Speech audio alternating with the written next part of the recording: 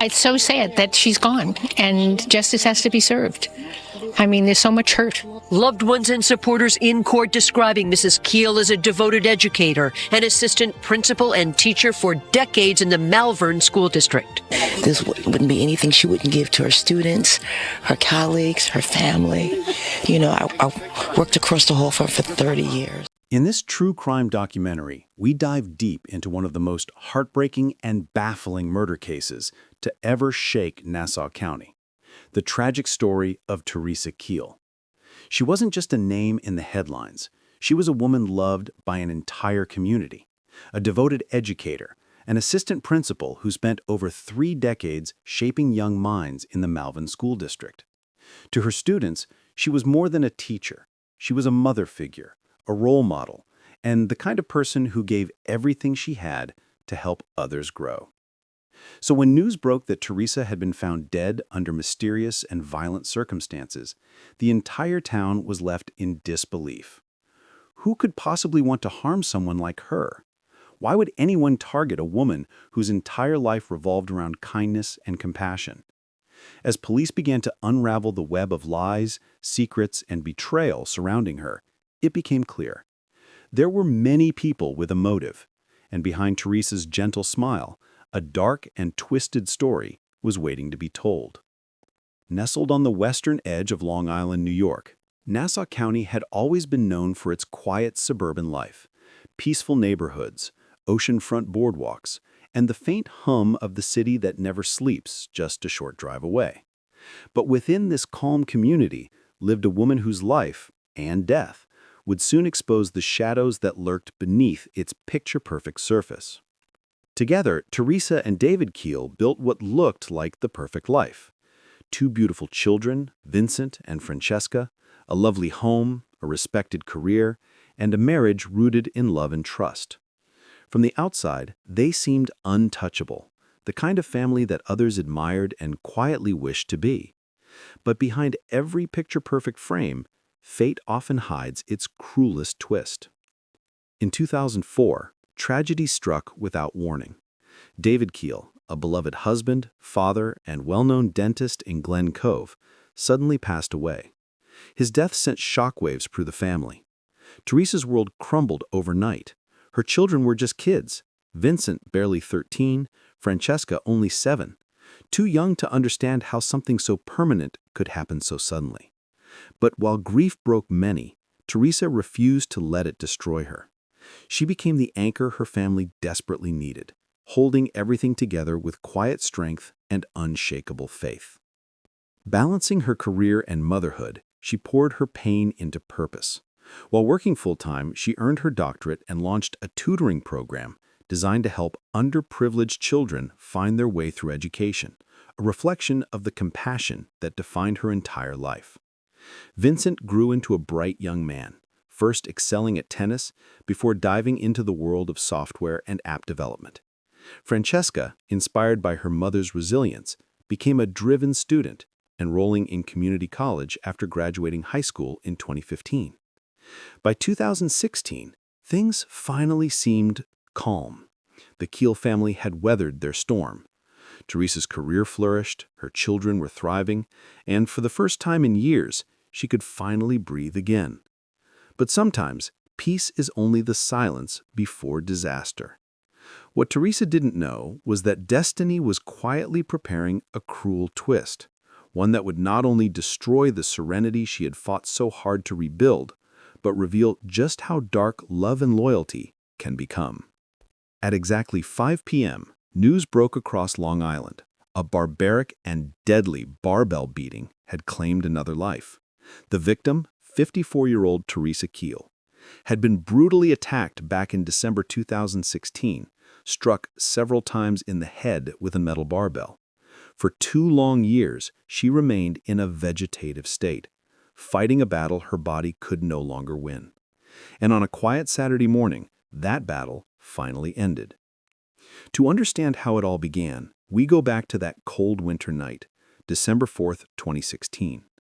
It was around 10:30 p.m. when Franklin Cosma, a Long Beach resident, finished his nightly workout and began his cool-down jog along the city's iconic 2-mile oceanfront boardwalk. The night was still. The only sounds were the rhythmic waves and the crunch of his sneakers against the wood. But as he slowed near New York Avenue, something caught his eye. A woman walking alone towards a small apartment building just across the street. She stepped through the glass doors into the dimly lit lobby, and then a shadow moved behind her. Within seconds, a man rushed inside. The next thing Franklin heard were screams, sharp, piercing, desperate. His heart froze for an instant before adrenaline took over. Sprinting towards the building, he saw the horrific scene through the glass. A man towering over the woman, swinging a heavy object again and again into her head. Blood sprayed the lobby walls. Franklin burst through the door, but the attacker spotted him, dropped the weapon, and bolted through a side exit into the darkness. Franklin had a choice: chase the suspect or help the victim. He chose humanity. He ran to the woman who lay crumpled on the ground, barely conscious, her face covered in blood. He yelled, "Call 911," as neighbors began rushing from their apartments. Then, realizing every second mattered, he sprinted out the side door, chasing after the fleeing man. But it was too late. The suspect already had a 20-second head start, and by the time Franklin reached the alleyway, the figure had vanished into the darkness. When he returned, the street was flooded with flashing red and blue lights. Paramedics worked frantically as detectives sealed off the area. It was only then Franklin learned the victim's name: Teresa Keel, a beloved teacher and longtime resident of the building. She had suffered catastrophic head injuries and was barely clinging to life as she was rushed to the hospital. Detectives immediately began piecing together what happened. Franklin described the attacker as a tall man, around 6'3" or 4", dressed in a hooded jacket, a winter cap, and a face covering. He couldn't see any facial details, but his confidence was clear. The assailant was male, strong, and purposeful. He even showed officers the exact route he had taken during the chase. Police fanned out across the neighborhood, deploying canine units and collecting surveillance footage from nearby buildings. What they found was chilling. Cameras confirmed Franklin's story: a tall, hooded figure sprinting through the streets, clutching what appeared to be a dark gym bag. That one detail changed everything. Investigators now believed the attack wasn't random. It was planned. The gym bag likely carried a change of clothes and the murder weapon. A few hours later, their theory was confirmed. Following the suspect's path on camera, an officer discovered something resting on top of a garbage bin in a narrow alleyway. A metal barbell, its steel surface glistening under the streetlight, coated in blood. The weapon was bagged and rushed to the forensics lab.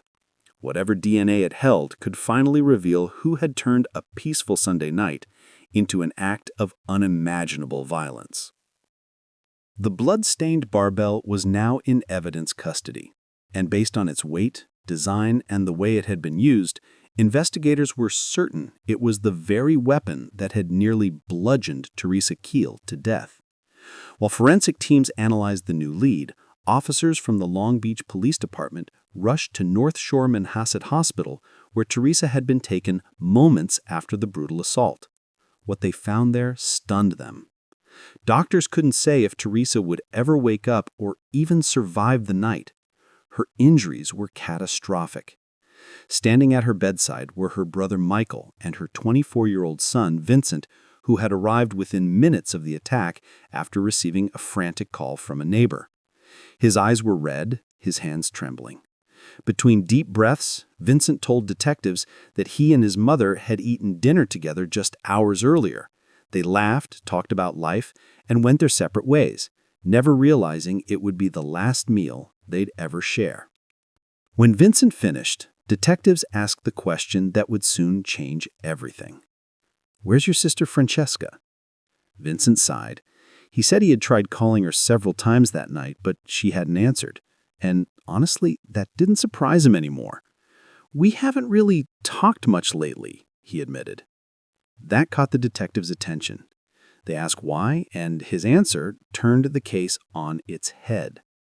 Earlier that year, Francesca had a serious falling out with both her mother and brother, all because of her relationship with a man named Ralph Kepler, a 26-year-old corrections officer who, ironically, used to be one of Vincent's closest friends. Ralph wasn't just a friend, he had once been a business partner. The two shared an interest in technology and had worked together on a college-based dating app Vincent was developing. Ralph and his family even invested $130,000 into the project. For a while, everything looked promising, until it wasn't. The friendship began to crack the day Vincent and Teresa learned that Ralph had been secretly dating Francesca, who was only 19 at the time, fresh out of high school. Teresa disapproved instantly. She believed Francesca was too young, too naive, and that Ralph had crossed a line. But Francesca refused to let go. Against her mother's wishes, she packed her bags and moved in with him. To detectives, the story sounded dramatic, yes, but not enough to imagine either of them committing such a savage act. Still, it was worth checking. They noted the couple's address and drove out to Lynbrook, arriving around 1:30 a.m. When Ralph and Francesca opened the door, their faces were pale with confusion. The detectives explained why they were there and asked to speak On November to them 10th, 2018, Ralph went into one after room, nearly 2 years in Francesca a vegetative another. state, Teresa Keel passed away. The victim's daughter and her boyfriend are now charged with murder. Eyewitness News reporter NJ Burkett is live at Hempstead with the story. NJ? Well, detectives say it was all about money and a business venture that went south. A woman is allegedly murdered as payback, and the suspects, the woman's daughter and the daughter's boyfriend. Detectives say 21-year-old Francesca Keel plotted the cold-blooded murder of her own mother, conspiring with her 27-year-old boyfriend, Ralph Kepler, a former Rikers Island correction officer, accused of using a barbell to shatter the skull of Teresa Keel, a beating prosecutors described as barbaric. She was hit several times about the head with a barbell. It's caused severe injuries to her head and a loss of her right eye. It happened in December of 2016, outside her apartment in Long Beach, Long Island. Mrs. Keel survived for nearly 2 years, partially blind and comatose, until she died this weekend. Kepler was already facing assault charges. Francesca Keel had not been charged until today. Her lawyer says the arrest came as a shock. Francesca, unfortunately, has to bury her mother while also fighting these allegations, which she obviously vehemently denies. At the heart of the case, legal motions and a lawsuit.